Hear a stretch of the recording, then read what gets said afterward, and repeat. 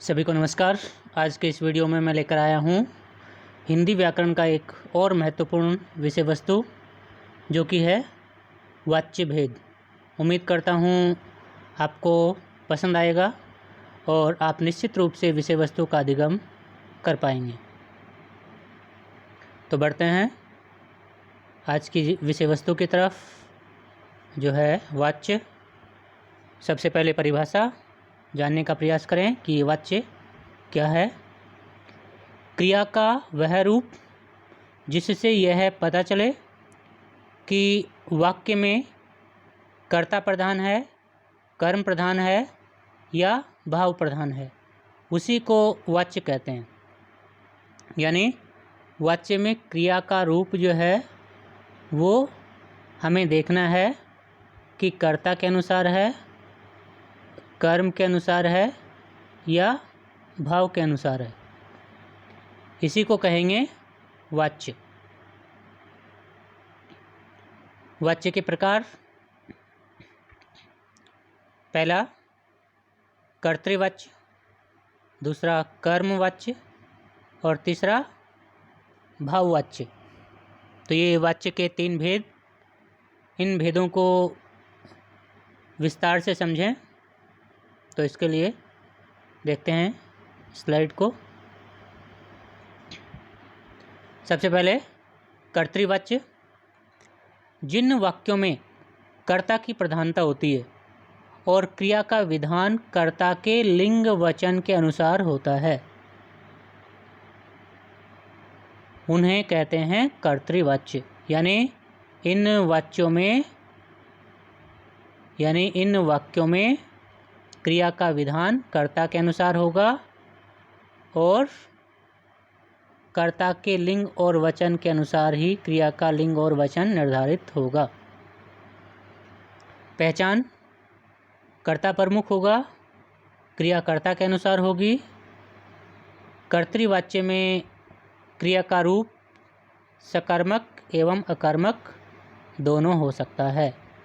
सकर्मक क्रिया यानी जिस क्रिया का प्रभाव कर्म के ऊपर हो, और अकर्मक क्रिया यानी जिस क्रिया का प्रभाव कर्ता के ऊपर हो। ये क्रिया का जो रूप है सकर्मक और अकर्मक, इसको हम एक अलग वीडियो में विस्तृत रूप में समझने का प्रयास करेंगे। उदाहरण देखें। पहला उदाहरण, मोहन पत्र पढ़ रहा है। क्रिया का रूप देखना हमें इसमें कि क्रिया का रूप किसके अनुसार है। यहाँ पर मोहन है कर्ता और पत्र है कर्म। अब देखना कि क्रिया जो है हमारी क्या है। ये क्रिया पढ़ रहा है, पुल्लिंग क्रिया है और एकवचन क्रिया है। पुल्लिंग और एकवचन क्रिया है ये।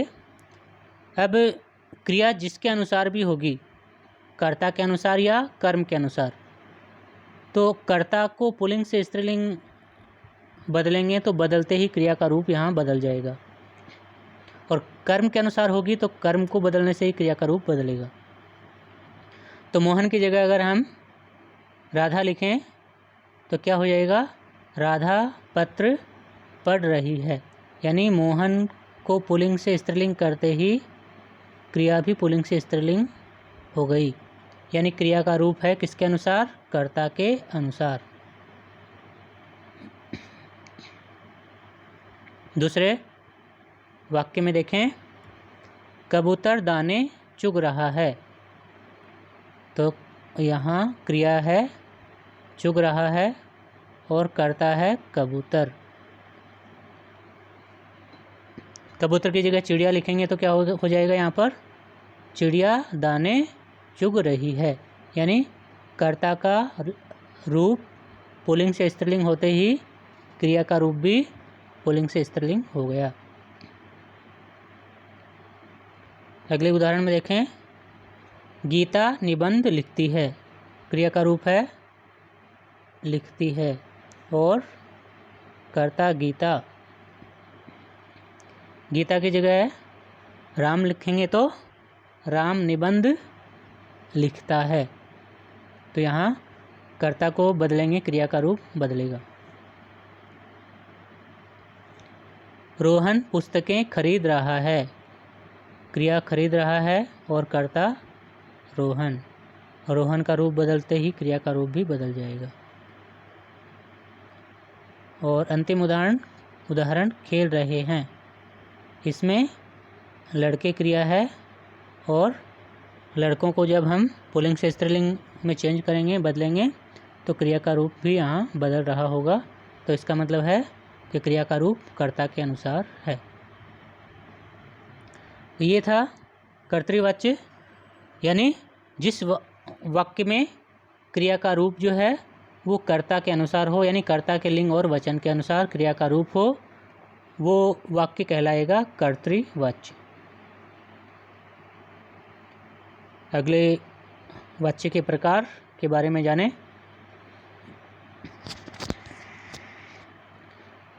कर्म वाच्य, जिन वाक्यों में कर्म की प्रधानता हो और क्रिया का विधान कर्म के लिंग और वचन के अनुसार हो, उन्हें कहते हैं कर्मवाच्य। पहचान: कर्ता के साथ कर्म को द्वारा, के द्वारा और से जोड़ा जाता है और इस कारण कर्ता गौण हो जाता है और कर्म प्रधान बन जाता है। कर्मवाच्य में क्रिया का रूप हमेशा सकर्मक होता है, इस बात को भी विशेष ध्यान देंगे। तो इसमें यहाँ हमने पहली जो पंक्ति में जाना कि कर्ता के साथ कर्म को जो जोड़ा जाएगा वो किससे जोड़ा जाएगा? द्वारा से जोड़ा जाएगा, के द्वारा से जोड़ा जाएगा या से जोड़ा जाएगा।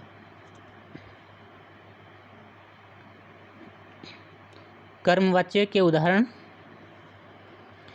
किसान के द्वारा फसल काटी जाती है। यहाँ पर हम देख रहे हैं ना, पहचान के द्वारा से जोड़ा गया है कर्ता और कर्म को, और क्रिया जो है वो काटी जाती है, ये है कर्म के अनुसार है, तो इसलिए ये है कर्मवाच्य।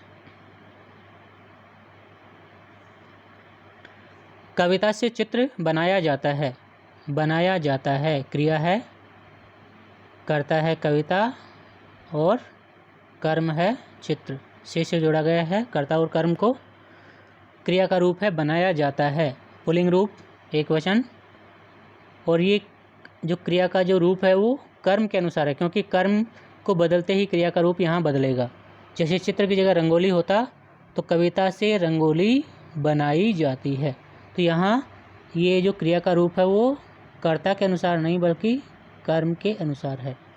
तो सभी जो उदाहरण हैं वो इसी तरह से हैं। बालक द्वारा पत्र लिखा जाता है, तो इसमें क्रिया जो है लिखा जाता है, ये भी किसके अनुसार है? पत्र के अनुसार, क्योंकि पत्र की जगह चिट्ठी होते ही हो जाता, बालक के द्वारा चिट्ठी लिखी जाती है।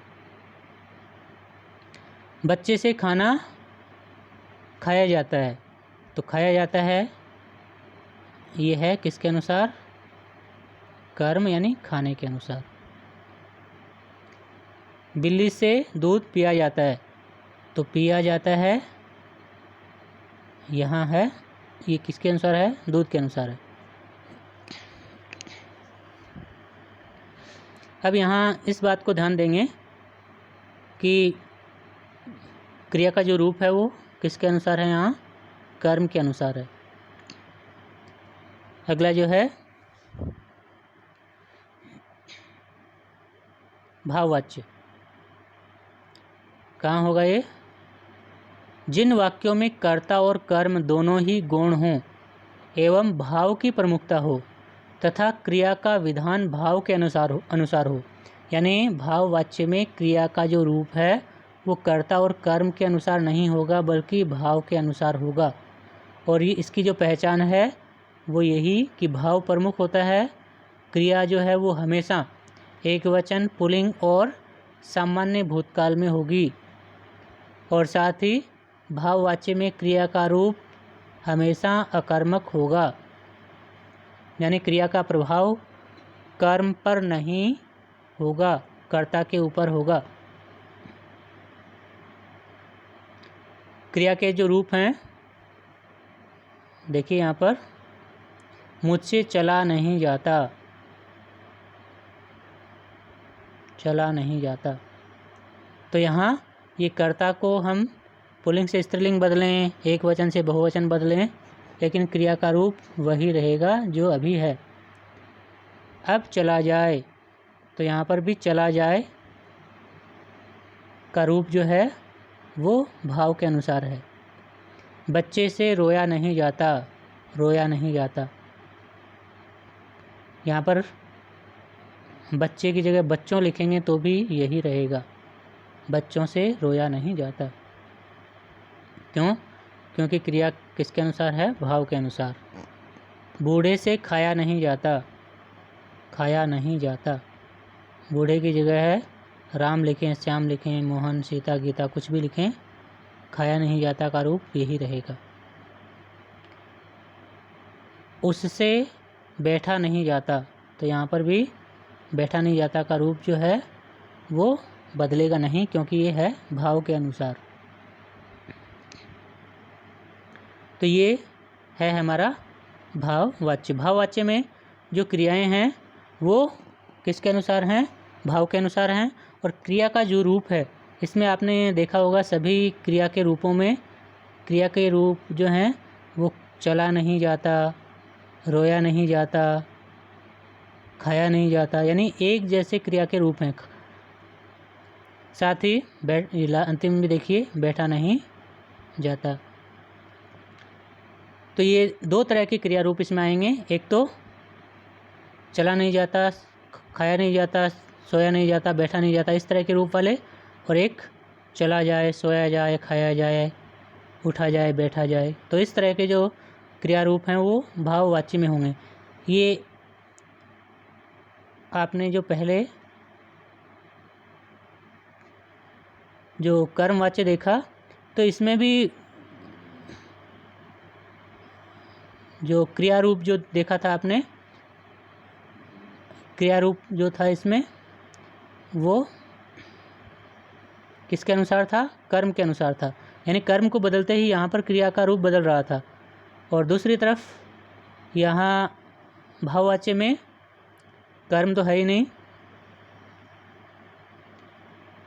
और तो कर्म नहीं है, नहीं, ये क्रिया जो है वो अकर्मक क्रिया है, और अकर्मक क्रिया में यहाँ कर्ता को बदल रहे हैं, तो क्रिया का रूप बदल नहीं रहा है।